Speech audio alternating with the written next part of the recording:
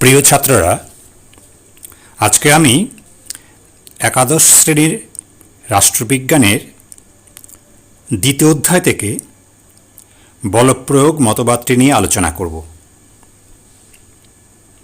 প্রাচীন গ্রিক দার্শনিক থেকে শুরু করে আধুনিক যুগের অনেক চিন্তাবিদ রাষ্ট্রের সৃষ্টিতে বলপ্রয়োগের ভূমিকা তুলে ধরেছেন। হবস দেখিয়েছেন যে প্রাকরাষ্ট্রীয় যুগে মানুষে মানুষে হানাহানি ছিল স্বাভাবিক এবং স্বার্থপরতা ছিল জীবনধারণার বা জীবনধারার একটি অঙ্গ। ফলে সমাজে শৃঙ্খলা ও নিরাপত্তা ছিল না। বস্তুত মানুষের দ্বারা মানুষকে আক্রমণ ও তাকে দাসত্বের শৃঙ্খলে বন্ধন করা এবং শক্তিশালী বা বলবানের প্রভুত্ব লাভের বা প্রভুত্ব লোভের মধ্যে থেকেই ঐতিহাসিক দিক থেকে রাষ্ট্রের উৎপত্তির মূল নিহিত রয়েছে। হারবার্ট স্পেন্সার সমাজে একমাত্র যোগ্য ব্যক্তির বেঁচে থাকার অধিকারের সপক্ষে বক্তব্য প্রচার করেছেন। তার ওই বক্তব্যে বলপ্রয়োগ মতবাদের সুর ধ্বনিত হয়েছে। ট্রিটস্কে, নিৎসে, বার্নহার্ডি, ওপেনহাইমার এই সমস্ত চিন্তাবিদেরা মূলত রাষ্ট্রশক্তির উপাসনা ও যুদ্ধের গৌরবগাথায় মুখর হয়ে এই মতবাদকে প্রচার করেছেন। এখন আমরা আসছি এই বলপ্রয়োগ মতবাদের মূল বক্তব্যে। এই মতবাদ অনুসারে প্রাচীন মানব সমাজ ব্যাপক সংখ্যক গোষ্ঠীতে বিভক্ত ছিল। খাদ্য সামগ্রী বা বাসস্থান এবং উপকরণ নিয়ে বিভিন্ন ব্যক্তি ও গোষ্ঠীর মধ্যে সবসময় দ্বন্দ্ব ও সংঘর্ষ দেখা দিত। ওই সংঘর্ষের মধ্য দিয়ে বিভিন্ন বিজয়ী গোষ্ঠীপতি পরাজিত গোষ্ঠীর ওপর আধিপত্য ও প্রাধান্য প্রতিষ্ঠা করত। এক একজন গোষ্ঠীপতির নেতৃত্বে এভাবে একাধিক পরাজিত গোষ্ঠী আত্মসমর্পণ করে এবং বিজয়ী গোষ্ঠীপতির নেতৃত্ব স্বীকার করে নেয়। কালক্রমে ওই বিজয়ী গোষ্ঠীপতিরা রাজা এবং বিভিন্ন পরাজিত গোষ্ঠীর জনগণ প্রজায় পরিণত হয় এবং শুরু হয় রাষ্ট্র গড়ে ওঠার প্রক্রিয়া।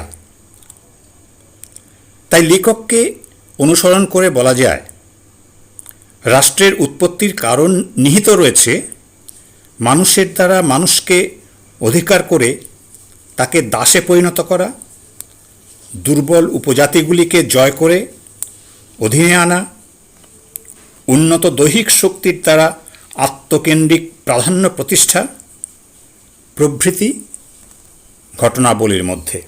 অর্থাৎ বাহুবল প্রয়োগের মধ্য দিয়েই রাষ্ট্রের উদ্ভব ঘটেছে।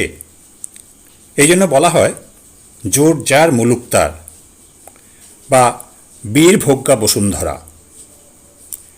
রাষ্ট্রের সৃষ্টি হয় বলপ্রয়োগে, রাষ্ট্রকে বাঁচিয়ে রাখা হয় বলপ্রয়োগের দ্বারা। রাষ্ট্র বিপুল শক্তির অধিকারী বলেই লোকে ভয় ও ভক্তিতে রাষ্ট্রের শাসন মেনে চলে। শাসনের মূল বা নির্যাসই হল শক্তি। রাষ্ট্রের সৃষ্টি, ভিত্তি ও অস্তিত্ব পশুবলের উপর প্রতিষ্ঠিত। বলপ্রয়োগ মতবাদকে বিভিন্ন স্বার্থ সংশ্লিষ্ট মহল নিজেদের উদ্দেশ্য সাধনের জন্য বিভিন্নভাবে ব্যবহার করেছে। মধ্যযুগে ধর্মীয় সংগঠন এবং ধর্মযাজকদের ক্ষমতা রাষ্ট্রের ঊর্ধ্বে স্থাপনের জন্য বলা হতো যে রাষ্ট্রের শক্তি বাহুবল থেকে, কিন্তু চার্চের শক্তি ধর্ম ও নীতির উপর প্রতিষ্ঠিত। ব্যক্তি স্বাতন্ত্র্যবাদীরা প্রকৃতির নিয়ম হিসেবে যোগ্যতম ব্যক্তিদের বেঁচে থাকার অধিকার স্বীকার করে পরোক্ষভাবে বলপ্রয়োগকে সমর্থন করেছেন। ভাববাদী দার্শনিকরাও যুদ্ধের গৌরবগাথায় মুখর ছিলেন। কোকার দেখিয়েছেন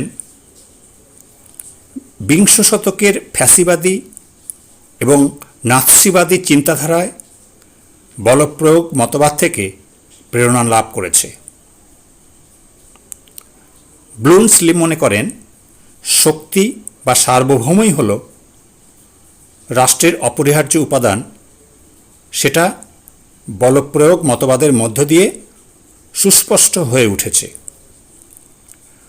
নৈরাজ্যবাদীরা রাষ্ট্রের মধ্য দিয়ে পশুশক্তির প্রকাশ ঘটে বলে রাষ্ট্রের অবলুপ্তি চেয়েছেন। বলপ্রয়োগ মতবাদের সমর্থক না হয়েও মার্ক্সবাদ সমাজ বিকাশের ধারা বিশ্লেষণ করে দেখিয়েছেন যে শক্তি রাষ্ট্রের একটি প্রধান উপাদান। এখন আমরা এই যে বলপ্রয়োগ মতবাদের মূল বক্তব্য নিয়ে আলোচনা করলাম, এই মতবাদের নানা রকম সমালোচনা বিভিন্ন কারণে করা হয়। যেমন বলপ্রয়োগ নয়, গণইচ্ছাই রাষ্ট্রের ভিত্তি। বলপ্রয়োগ মতবাদের বিরুদ্ধে সবচেয়ে শক্তিশালী বক্তব্য উপস্থিত করেছেন ইংরেজ দার্শনিক টমাস হিল গ্রিন।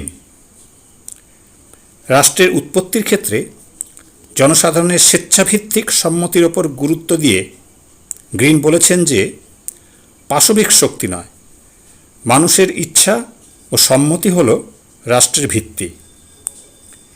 ম্যাকাইভারও মনে করেন যে একমাত্র পাশবিক বল জনগণকে সংগঠিত করতে পারে না এবং জনসাধারণের সম্মতির অনুবর্তী না হলে পাশবিক শক্তি বিভেদেরই জন্ম দেয়।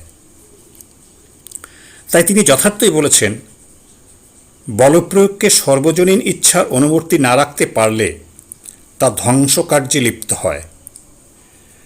পৃথিবীর বিভিন্ন দেশের ইতিহাস প্রমাণ করে যে জনগণের সম্মতি ও সমর্থনের দ্বারা পুষ্ট না হলে শুধুমাত্র বলপ্রয়োগের ভিত্তিতে রাষ্ট্রের উৎপত্তি হতে পারে না, বা উৎপত্তি হলেও সেই রাষ্ট্রের অস্তিত্ব বজায় থাকে না।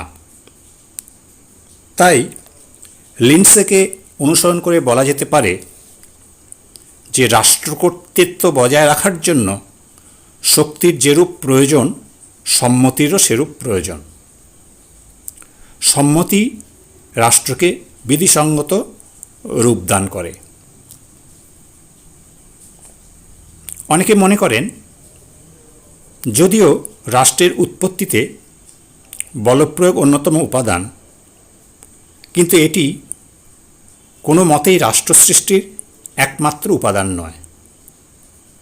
রুশোর মতে পশুবলের ওপরে প্রতিষ্ঠিত অধিকার স্থায়ী হতে পারে না। পশুবলের অবসানের সঙ্গে অধিকারেরও অবসান ঘটে। সমালোচকরা এই মতবাদটির সমালোচনা করে বলেন যে এটি একটি বিকৃত মতবাদ। বলপ্রয়োগ মতবাদ রাষ্ট্র সৃষ্টির একমাত্র উপাদান হলেও এই মতবাদকে রাষ্ট্র সৃষ্টির একটিমাত্র উপাদান কখনোই বলা যেতে পারে না। একটা উপাদান হতে পারে, কিন্তু কখনোই একমাত্র উপাদান বলা যায় না। বলপ্রয়োগ অন্যায় এবং অবিচারের কাছে আত্মসমর্পণ করা মানবজাতির ইতিহাস নয়। উদাহরণ দিয়ে বলা যায়, ভারতসহ পৃথিবীর বিভিন্ন দেশের মুক্তি সংগ্রামের ইতিহাস বিশ্লেষণ করলে দেখা যাবে যে পরাক্রমশালী বিদেশি শক্তির বলপ্রয়োগের কাছে মাথা নত না করে মানুষ আদর্শের জন্য সংগ্রাম করে। কিন্তু মানুষের এই অপরাজেয় মানসিকতাকে উপেক্ষা করে বলপ্রয়োগ মতবাদ পাশবিক শক্তির কাছে মানুষের আত্মসমর্পণের বিকৃত তথ্যই তুলে ধরে। বলপ্রয়োগ মতবাদের বিরুদ্ধে সমালোচকরা আরও একটি সমালোচনা করেন যে এটি একটি এমন মতবাদ যেটা স্বাধীনতা, অধিকার ও গণতন্ত্র বিরোধী। বলপ্রয়োগ মতবাদ স্বাধীনতা, অধিকার, গণতন্ত্র ইত্যাদি রাষ্ট্রনৈতিক আদর্শের বিরোধী। গণতন্ত্রের ভিত্তি হল স্বাধীনতা, সম্মতি এবং অন্যের প্রতি সহনশীলতা। তাই মানুষের অধিকার, সম্মতি ও গণতান্ত্রিক আদর্শকে উপেক্ষা করে বাহুবলের ওপর প্রতিষ্ঠিত এই তত্ত্ব কখনোই গ্রহণযোগ্য নয়। সমালোচকরা আরও বলে থাকেন যে এই মতবাদ ঔপনিবেশিকতা ও সাম্রাজ্যবাদকে সমর্থন করে। এই মতবাদ পরোক্ষভাবে যুদ্ধ, ঔপনিবেশিকতা এবং সাম্রাজ্যবাদকে সমর্থন করে, পৃথিবীতে শান্তি, প্রগতি ও মানবতা বিরোধী এক আরণ্যক জীবনের কথা বলে, যা কোনো মতেই সমর্থন করা যায় না। এই মতবাদের সমালোচকরা মনে করেন যে বলপ্রয়োগ মতবাদটি একটি অযৌক্তিক মতবাদ। এই মতবাদ যুক্তিগ্রাহ্য নয়, কারণ পাশবিক শক্তি প্রয়োগের দ্বারা মানুষকে শাসন শৃঙ্খলায় আবদ্ধ রাখার যে প্রক্রিয়ার কথা এই মতবাদে তুলে ধরা হয়েছে তা কখনোই যুক্তিগ্রাহ্য নয়। শক্তি দ্বারা কখনো মানুষকে স্থায়ীভাবে বশীভূত করা সম্ভব নয়। এই মতবাদের আরেকটি সমালোচনায় বলা হয় যে এই মতবাদটি শান্তিরক্ষা ও আন্তর্জাতিকতা বিরোধী। সুস্থ আন্তর্জাতিক সম্পর্ক গড়ার দিক থেকেও বলপ্রয়োগ তত্ত্ব খুবই বিপজ্জনক, কারণ এই মতবাদ পৃথিবীতে সবল জাতিগুলি কর্তৃক দুর্বল জাতিগুলিকে দমন, পীড়ন ও শোষণ করাকে অনুমোদন করে। ফলে এই মতবাদটি বিশ্বশান্তি এবং আন্তর্জাতিকতা বিরোধী। এটি একটি অনৈতিক মতবাদ বলেও সমালোচকরা মনে করেন। তারা মনে করেন যে নৈতিক কারণে এই মতবাদকে সমর্থন করা যায় না। নিছক পাশবিক শক্তি প্রয়োগের মাধ্যমে রাষ্ট্র সৃষ্টি এবং তাকে সংরক্ষিত রাখার এই প্রয়াস কোনো মতেই নীতিসম্মত ও কল্যাণকর নয়। নিছক শক্তি প্রয়োগই যদি রাষ্ট্রের ভিত্তি হয়, তবে মানব সভ্যতা গৌরবগাথার পরিবর্তে ধ্বংসের ইতিহাসে পরিণত হতো। সবশেষে সমালোচকরা যে সমালোচনাটা করে থাকেন সেটা হচ্ছে এই মতবাদ স্বৈরতন্ত্রের সমর্থন করে। জোরজার মুলুকতার বা বীরভোগ্যা বসুন্ধরা ইত্যাদি নীতিকে আশ্রয় করে বলপ্রয়োগ মতবাদ নগ্নভাবে স্বৈরতন্ত্রকে সমর্থন করে। তাহলে এতক্ষণ আমরা বলপ্রয়োগ মতবাদের সমালোচনাগুলো আলোচনা করলাম। তা বলো কি বলপ্রয়োগ মতবাদের কোনো গুরুত্বই নেই? নিশ্চয়ই আছে। এই সমালোচনাগুলি মেনে নিয়েও এই মতবাদের গুরুত্ব হিসাবে কয়েকটি কথা বলা প্রয়োজন। প্রথমত, প্রাকরাষ্ট্রীয় অন্ধকারময় যুগে যুক্তি, প্রয়োজন এবং সম্মতির ভিত্তিতে রাষ্ট্র গঠন করা সম্ভব ছিল না। তাই সে যুগের স্বার্থপর, যুদ্ধপ্রিয় মানুষকে রাষ্ট্র সৃষ্টি প্রক্রিয়ায় সামিল করার জন্য বলপ্রয়োগের প্রয়োজনীয়তা ছিল।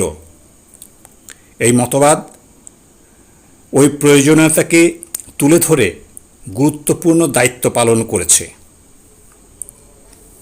দ্বিতীয়ত, আমরা জানি পৃথিবীতে অনেক রাজ্য ও সাম্রাজ্য প্রতিষ্ঠিত হয়েছিল তরোয়াল তথা পশুবলের বা পশুশক্তির সাহায্যে। এই ঐতিহাসিক সত্যকে অস্বীকার করা যায় না। তাই রাষ্ট্র সৃষ্টির একটি উপাদান যে বলপ্রয়োগ, তা এই তত্ত্বের মূল্যবান সংযোজন। তৃতীয়ত, যে যুগে মানুষের উন্নত যুক্তি ও বুদ্ধি প্রয়োগের ক্ষমতা ছিল না, সেই যুগে মানুষকে শৃঙ্খলাপূর্ণ রাষ্ট্রীয় জীবনের পথে নিয়ে আসার জন্য বলপ্রয়োগে অবশ্যই একটি ভূমিকা ছিল। চতুর্থত, শ্রেণীবিভক্ত সমাজে পীড়নমূলক রাষ্ট্রযন্ত্রের যে কথা মার্ক্সবাদ বলে, এই মতবাদে তার প্রতিফলন দেখা যায়। এবং পঞ্চমত, সমাজ বিবর্তন প্রক্রিয়ায় বলপ্রয়োগের গুরুত্বপূর্ণ ভূমিকা স্বীকার করা হয়। বিবর্তনমূলক মতবাদেও রাষ্ট্র গঠন প্রক্রিয়ায় বলপ্রয়োগের ভূমিকাকে স্বীকৃতি দেওয়া হয়েছে। এইসব কারণে বলপ্রয়োগ মতবাদের গুরুত্বকে অস্বীকার করা যায় না। তাই আমরা এখন উপসংহারে বলতে পারি যে বলপ্রয়োগ মতবাদের মধ্যে আংশিক সত্য নিহিত থাকলেও বলপ্রয়োগকে রাষ্ট্র সৃষ্টির একমাত্র উপাদান হিসাবে স্বীকার করা যায় না। বলপ্রয়োগ রাষ্ট্র সৃষ্টির একটি উপাদান মাত্র। কিন্তু এই তত্ত্বের ত্রুটি হল রাষ্ট্রের উৎপত্তির একটি উপাদানকে একমাত্র কারণ হিসেবে প্রতিষ্ঠা করার জন্য বিভ্রান্তিমূলক প্রয়াস।